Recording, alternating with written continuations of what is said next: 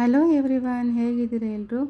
ಇವತ್ತಿನ ಸ್ಟಡಿ ಲಾಗಲ್ಲಿ ನಾನು ಶೈಕ್ಷಣಿಕ ಮನೋವಿಜ್ಞಾನದ ಮುಂದುವರಿದ ಭಾಗವನ್ನು ಓದ್ತಾ ಇದ್ದೀನಿ.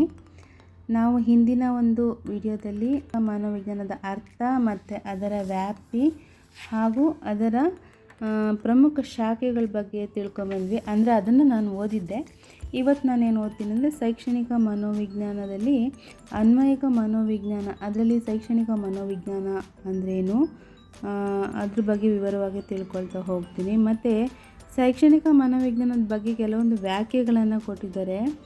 ಇಲ್ಲಿ ಸ್ಕಿನ್ನರ್ ಮತ್ತು ಕ್ರೋ ಏನಂತ ಹೇಳಿದ್ದಾರೆ, ಜೆಡ್ ಅವರು ಏನಂತ ಹೇಳಿದ್ದಾರೆ, ಪೀಲ್ ಅವರು ಏನಂತ ಹೇಳಿದ್ದಾರೆ, ಮತ್ತು NS ವೀರಪ್ಪ ಅವರು ಏನಂತ ಹೇಳಿದ್ದಾರೆ ಅಂತ ಎಲ್ಲ ಕೊಟ್ಟಿದ್ದಾರೆ ಡೀಟೇಲಾಗಿ. ಮತ್ತು ಶೈಕ್ಷಣಿಕ ಮನೋವಿಜ್ಞಾನದ ವ್ಯಾಪ್ತಿಯನ್ನು ಇಲ್ಲಿ ನೋಡ್ತಾ ಇದ್ದೀನಿ. ಓಕೆ,